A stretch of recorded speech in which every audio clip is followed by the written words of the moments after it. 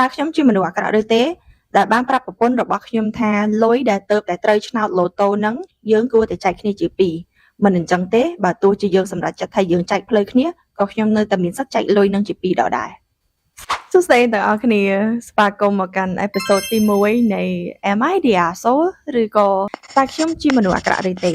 ខ្ញុំប្រែខ្លួនឯងទេវីដេអូនេះគឺជាវីដេអូទី1ដែលខ្ញុំនឹងយករឿងពី Reddit មកអានហើយបកប្រែជាភាសាខ្មែរបើសិនជាវីដេអូហ្នឹងមានមនុស្សច្រើនពេញចិត្តនិងចង់ស្ដាប់ទៀតខ្ញុំនឹងបង្កើតជា account ផ្សេងដើម្បីផុសតែវីដេអូ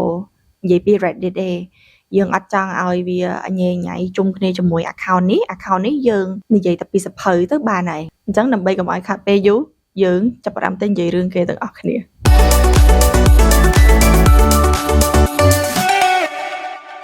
អេពីសូតទី1ចំណងជើងគេគឺថាតើខ្ញុំជាមនុស្សអាក្រក់ឬទេដែលបានប្រាប់ប្រពន្ធរបស់ខ្ញុំថាលុយដែលទៅតែត្រូវឆ្នោតឡូតូហ្នឹងយើងគួរតែចែកគ្នាជាពីរ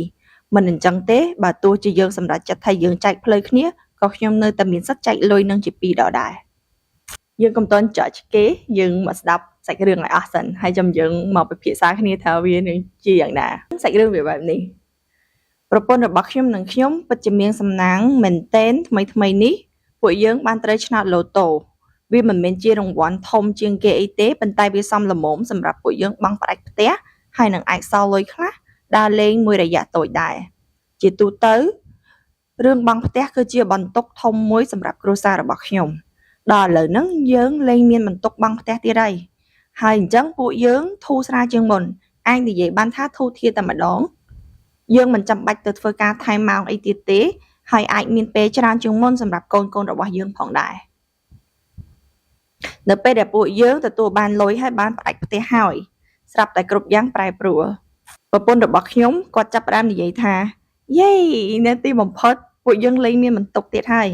អូនអត់ចាំបាច់ហត់នឹងធ្វើការអីទៀតទេយើងរស់ស្រួលហើយពេលនេះ bla bla bla ខ្ញុំឮពាក្យនឹងហើយខ្ញុំមានអារម្មណ៍ថាអានឹងវាមិនមែនជារឿងត្រឹមត្រូវទេខ្ញុំបាននិយាយជាមួយគាត់ថាបើទោះជាយើងលែងមានបន្ទុកបង់ផ្ទះមែនប៉ុន្តែយើងក៏នៅតែត្រូវធ្វើការគ្រាន់តែថាយើងមិនមានសម្ពាធអីដូចមុនហើយបើសិនជាផ្អែកទៅលើតែប្រាក់ខែរបស់ខ្ញុំតែម្នាក់ឯងគឺវានៅតែពិបាកអញ្ចឹងខ្ញុំសួរគាត់បញ្ជាក់ថាអូនឯងនិយាយមែនឬនិយាយលេងគាត់ថាច្បាស់ហើយគាត់និយាយមែនព្រោះសម្បត្តិឆ្នោតហ្នឹងគាត់ជាអ្នកទិញអញ្ចឹងគាត់មានសិទ្ធិសម្រេចចិត្តប៉ុន្តែ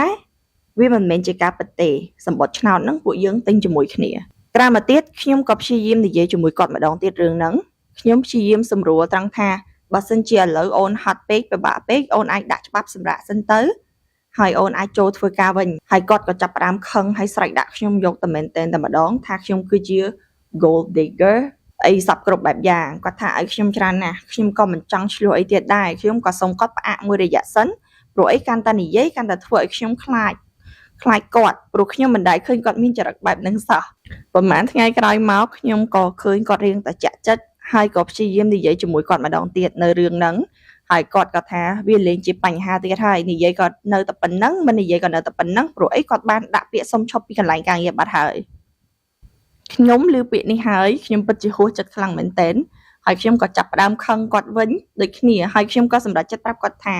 បើសិនជាគាត់អត់ចង់ចែកលុយឆ្នោតនឹងជាមួយខ្ញុំទេខ្ញុំនឹងដាក់ពាក្យសុំលែងលះគាត់ហើយនៅពេលដែលយើងលែងលះគ្នាដាច់ហើយខ្ញុំនៅតែមានសិទ្ធិចែកទ្រព្យជាពីរជាមួយគាត់ដដែលទេហើយគាត់ក៏ចាប់ផ្ដើមខឹងខ្លាំងចាប់ផ្ដើមស្រែកដាក់ខ្ញុំជេរបន្តិចខ្ញុំសពគ្រប់បែបយ៉ាងឥឡូវនេះខ្ញុំហាត់ខ្លាំងណាស់ខ្ញុំអត់ចង់ឆ្លោះជាមួយគាត់ទៀតទេហើយខ្ញុំមានអារម្មណ៍ថាខ្ញុំបានបាត់បង់ប្រពន្ធរបស់ខ្ញុំហើយមានអ្នកដទៃមកចូលខ្លួនគាត់អញ្ចឹងខ្ញុំពិតជាលែងស្គាល់គាត់ជាអ្នកណាទៀតហើយបើសិនជាខ្ញុំដឹងថាពេលដែលបានលុយមកគាត់ទៅជាបែបហ្នឹងខ្ញុំសុខចិត្តមិនត្រូវឆ្នោតល្អជាងតែដល់គ្នាខ្ញុំនៅតែអត់ទាន់អស់ចិត្តព្រោះអំឡុងពេលដែលខ្ញុំឃើញសាច់រឿងនឹងដំបូងខ្ញុំយកមកបកប្រែនៅលើ Reddit គេសរសេរជាភាសាអង់គ្លេសទាំងអស់ចឹងណាការគិតរបស់ខ្ញុំគិតថា he's not the asshole គាត់អត់អាក្រក់ទេដែលគាត់មានអារម្មណ៍បែបហ្នឹងគាត់ខឹងគាត់ថាគាត់លេងស្គាល់ប្រពន្ធគាត់អីហ្នឹងខ្ញុំគិតថាប្រពន្ធគាត់មិនមែនអ្នកប្រែប្រួលទេប្រពន្ធគាត់ចរិតគាត់អញ្ចឹងតាំងពីដើមគាត់ថាប្តីគាត់អាចដែរដឹងមនុស្សយើងអត់មានមនុស្សណាប្រែ160ដឺក្រេ180ដឺក្រេអីអត់ទេគាត់ថាយើងអត់តន់ស្គាល់ម្នាក់នឹងច្បាស់ពួកគាត់គួរទៅសម្រួលគ្នាទៅកុំលេងគ្នាដោយសារតែលុយប៉ុណ្ណឹងយើងមិនដឹងលុយប៉ុន្មានទេតែគាត់ថាបើវាស្ដាប់ទៅវាលេងគ្នាដោយសារលុយវាអាក្រក់ពេកហើយ ណាមួយពេលដែលលេងគ្នាលុយឲ្យតែមេតាវីដដែលគិតមើលមើលឲ្យថៃមេតាវីចោះឡាមិនអស់តិចណាអញ្ចឹងយើងសម្រួលគ្នាទៅ